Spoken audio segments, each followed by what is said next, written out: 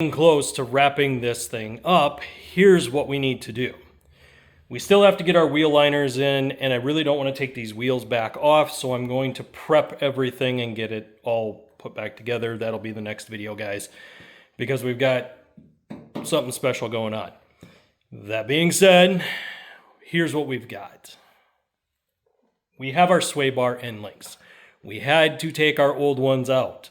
In order to do this entire suspension setup, you have to pull that sway bar end link out.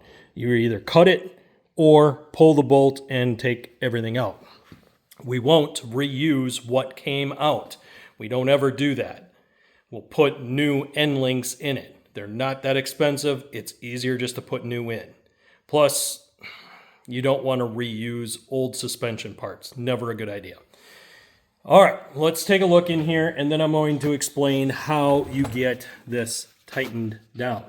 So on here, they've actually painted on the bolts. It's blue. You're not supposed to let the head of the bolt go past that blue mark. If you see the blue, you went too far. That's their modern way of not over tightening these. I'm about to explain how you guys actually set these up. So first thing you do, once your wheel is on, you're going to jack the vehicle up, pull your jack stands, set the vehicle down so it's on pressure, meaning you want this thing to be leveled out so that when you put this together, you can easily thread this bolt on, and you need to do driver's side and passenger side at the same time. Do not just try to do one side at a time. This doesn't work this way.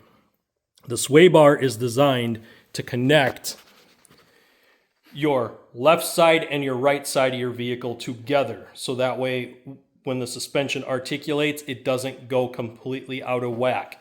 Now, for guys that are running off-road trucks, you guys might remove the sway bar altogether because you might want the articulation, especially if you're rock crawling, because you don't want the pressure from the one side to affect the other. When you're on a street application, you absolutely want that pressure there to keep the front end stable, especially at high speeds. That eliminates the sway, thus calling it a sway bar.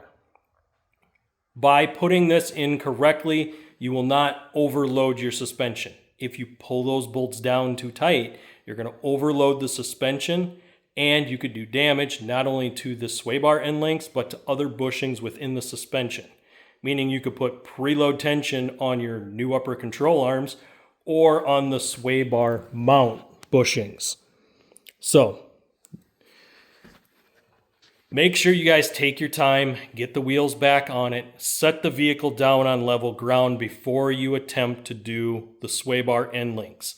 If you have troubles getting in here, like you can't get it from underneath, turn your wheel out, or depending on which side you need to access, you're going to want the wheel to go in so you can reach in behind and do your link.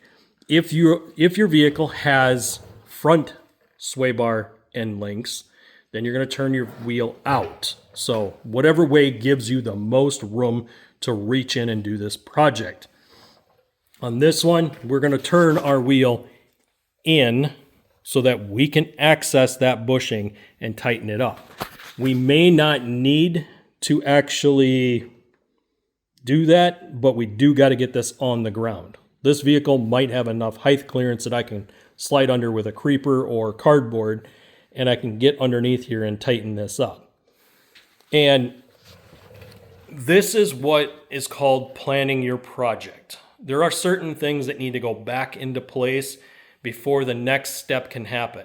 So tires on is the next step before we can do these sway bar end links. I wanted to show you guys this video because I got a bunch of stuff to do underneath this truck before I can even get the tires on. Like I said, this has to get done. I've got something coming up for you guys here. So there's a lot of stuff coming, guys. Make sure you guys hit that like button, hit the subscribe button, and ring that notification bell so you get notified when I drop new videos. Now, a lot of you guys are not subscribed to the channel, so you guys miss videos that I put out that are in a series. And honestly, we need to get the viewers up that are reoccurring subscribers. So please consider hitting that subscribe button. We really do want to grow the channel. We really do want to bring merch for you guys this year. So make sure you guys are helping us build this channel. I want to say thank you for all your support, and I'll see you on the next one.